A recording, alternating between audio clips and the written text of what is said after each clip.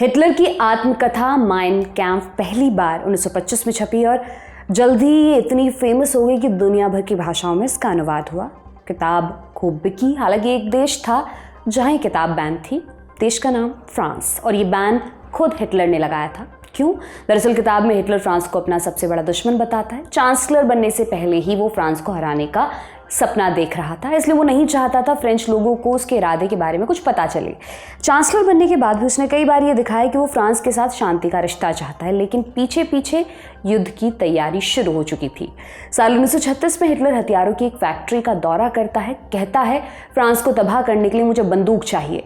हुक्म की तामील हुई। वजन 14 लाख किलो, ऊंचाई 4 मंजिला इमारत के बराबर, मारक क्षमता लगभग 40 किलोमीटर।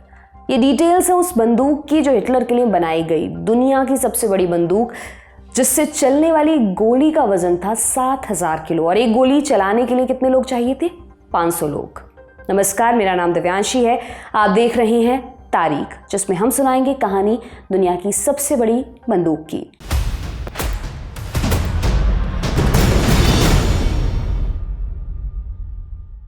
स्क्रीन पर आपको इस वक्त एक कार्टून दिख रहा होगा। साल 1939 में छपे इस कार्टून में एक तरफ फ्रांस और ब्रिटेन है, दूसरी तरफ है हिटलर। दोनों पक्षों के बीच एक रेखा बनी है जिसका नाम है मैजिनो लाइन। 7 मीटर मोटी दीवार वाले बंकर, बंदूक, तोप, सिपाही, 450 किलोमीटर में चप्पे चप्पे पर मौजूद सेना, ये थी मैजिनो लाइन जो फ्रांस ने बनाई थी जर्मनी को रोकने के लिए। ब्रिटेन और फ्रांस समझ रहे थे कि हिटलर की फौज इस दीवार को पार नहीं कर पाई, लेकिन हुआ क्या? साल 1940 में मात्र 6 हफ्तों में हिटलर की फौज ने फ्रांस को घुटनों पर ला दिया। मैजिनो लाइन धरी की धरी रह गई। जर्मनी की जीत के पीछे थी उनकी नई युद्ध नीति, जिसे ब्लिट्जक्रीग नाम दिया गया। जर्मन फौज उस रफ्तार से आगे बढ़ती थी जो दुनिया ने पहले नहीं देखी थी। जर्मन सैनिक ड्रग्स की गोली लेते थे ताकि बिना सोए कई दिनों तक वो लड़ते रह सकें। इस तकनीक के सहारे देखते ही देखते जर्मनी की जीत हो गई, जबकि फ्रांस हास्य का पात्र बन गया। जर्मनी में एक लतीफा चलता था। एक जर्मन दूसरे जर्मन से पूछता है, मैजिनो लाइन को जर्मन भाषा में क्या कहोगे? दूसरा जर्मन जवाब देता है, स्पीड बम्प। फ्रांस अपनी पूरी तैयारी के बावजूद हिटलर के कब्जे में जाने से खुद को बचा ना सका। जर्मन युद्ध नीति में माहिर थे, लेकिन एक और मामले में जर्मन सबसे आगे थे। जर्मन वॉर मशीन ऐसे हथियार बना रही थी जो दिखने में भीमकाय थे। मसलन हिटलर ने 188,000 किलो का एक टैंक बनाया था।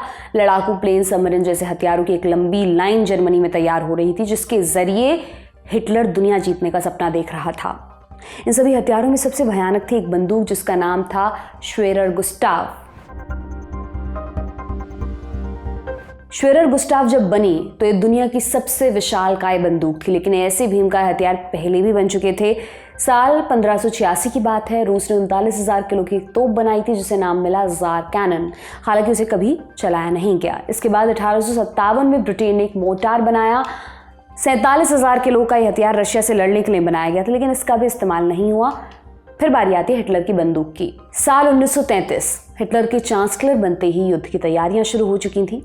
साल 1934 में जर्मन आर्मी हाई कमांड ने क्रफ फैमिली को एक बंदूक बनाने का आदेश दिया। क्रफ फैमिली जर्मनी का एक ताकतवर वंश था जो हथियारों का सौदा करता था और नाज़ियों का समर्थक भी था।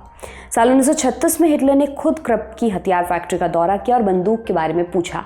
ये बंदूक हिटलर को खास फ्रांस के लिए चाहिए थी ताकि फ्रेंच सेना के बनाए मोटे मोटे बंकर, जिन पर आम तोप का असर नहीं होता था, उन्हें तबाह किया जा सके। इसके अगले ही साल पहली श्वेरर गुस्टाव बंदूक बनने की शुरुआत हुई। बंदूक का आकार सोचे, इसे बनाने में लाखों टन स्टील लगना था, हजारों लोग लगने थे। ये सुनिश्चित किया जाना था कि बंदूक सही से काम करे। और सबसे कमाल की बात, ये सब चीज़ें तो फिर भी आसान थी। सबसे मुश्किल सवाल था, बंदूक बन गई तो इसे एक जगह से दूसरी जगह कैसे ले जाया जाए। दुनिया के किसी रोड में इतनी कुव्वत नहीं कि इतना भार सह सके, इसलिए श्वेरर गुस्टाव को चलाने के लिए एक अलग रेल की पटरी बिछाई गई। उसके बावजूद इस बंदूक को एक से दूसरी जगह ले जाना संभव नहीं हुआ। अंत में आइडिया ये निकला कि बंदूक के हिस्से युद्ध के मैदान में जाएंगे और वहीं पर उन्हें असेंबल किया जाएगा। जैसा हमने पहले बताया, ये बंदूक हिटलर को फ्रांस के लिए चाहिए थी, लेकिन 1939 तक बंदूक बनकर तैयार ही नहीं हो पाई। बंदूक के बिना भी जर्मनी ने आसानी से फ्रांस को हरा दिया। आगे ब्रिटेन और रूस से युद्ध लड़ा जाना था, इसलिए फ्रांस पर जीत के बावजूद बंदूक का काम जारी रहा। साल 1940 में श्वेरर गुस्टाव बनकर तैयार हुई और 1941 में इसका पहला टेस्ट हुआ। टेस्ट के दौरान हिटलर खुद भी मौजूद था। ये बंदूक दिखने में भीमकाय थी और इसकी मारक क्षमता भी जबरदस्त थी। 140 फीट लंबी 31 इंच कैलिबर की इस बंदूक को बनाने में कुल 45 करोड़ रुपए खर्च हुए थे। इसका बैरल ही लगभग 100 फीट लंबा था और 40 किलोमीटर की दूरी से ये 20 फीट मोटी कंक्रीट की दीवार को भेद सकती थी। जैसा पहले बताया, इस बंदूक को हालांकि चलाना मुश्किल था। एक गोली चलाने में 45 मिनट का वक्त लगता था और पूरे दिन में सिर्फ 14 या 15 बार ही फायर कर सकती थी। इसके अलावा इसे चलाने के लिए 500 लोग चाहिए होते थे। देरी के चलते फ्रांस में इसका इस्तेमाल नहीं हो पाया, लेकिन बाद में इस बंदूक को युद्ध के मैदान में भेजा गया। कहाँ? सोवियत रूस। क्रीमिया, जो तब सोवियत संघ का हिस्सा था, वहाँ के एक बंदरगाह सेवास्तोपोल पर कब्जे के लिए 1942 में हिटलर ने अपनी फौज भेजी। साथ में श्वेरर गुस्टाव को भी भेजा गया। ये बंदूक हिटलर को इतनी प्यारी थी कि इसकी रक्षा के लिए 2 बटालियन अगल बगल चलती थी। जून 1942 में पहली बार श्वेरर गुस्टाव ने युद्ध के मैदान में अपना कहर बरपाया। सेवास्तोपोल को पूरी तरह तहस नहस कर डाला गया। इस दौरान श्वेरर गुस्टाव ने 50 से ज़्यादा गोले दागे। एक मौके पर तो श्वेरर गुस्टाव से निकली गोली ने 100 फीट ज़मीन के अंदर बने सोवियत बंकर को नष्ट कर डाला। बाकी सेवास्तोपोल की भी ऐसी ही हालत हुई। इस जंग में लाख से ज़्यादा सोवियत सैनिक मारे गए या युद्धबंदी बना लिए गए और जर्मनी जीत गया। युद्ध के बाद हिटलर चाहता था श्वेरर गुस्टाव को लेनिनग्राड ले जाया जाए ताकि पूरी दुनिया इस बंदूक को जीत की निशानी के तौर पर देख सके। हालांकि ऐसा नहीं हो पाया। युद्ध की ज़मीन पर सोवियत फौज ने जर्मनी को पीछे धकेल दिया। इसके बाद 1944 में श्वेरर गुस्टाव को पोलैंड भेजने की तैयारी हुई ताकि वहाँ पनप रहे विद्रोह को ख़त्म किया जा सके। हालांकि कुंभकर्ण जैसी बंदूक हिलने में ही इतना वक्त ले लेती थी कि जब तक ये पोलैंड पहुंची वहाँ लड़ाई ख़त्म हो चुकी थी। इसके आगे इस बंदूक का क्या हुआ, एकदम सटीक बता पाना मुश्किल है।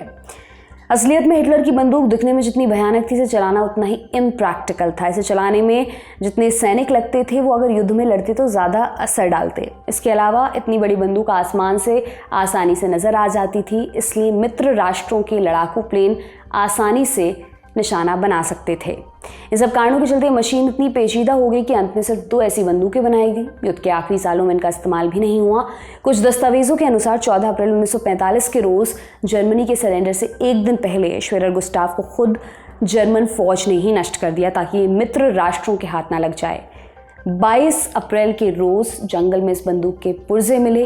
हिटलर की प्यारी बंदूक हिटलर के थर्ड राइक का सिंबल बनकर रह गई, जो दिखने में भयानक थी लेकिन अंत में उसकी पेचीदगी ही उसके खात्मे का कारण बन गई। आपका इस बंदूक पर क्या कहना है, हमें कमेंट सेक्शन में ज़रूर बताएं। ये तमाम जानकारी आपके लिए लेकर आए थे हमारे साथी कमल भट्ट। देखते रहिए दी लल्लन टॉप। बहुत बहुत शुक्रिया।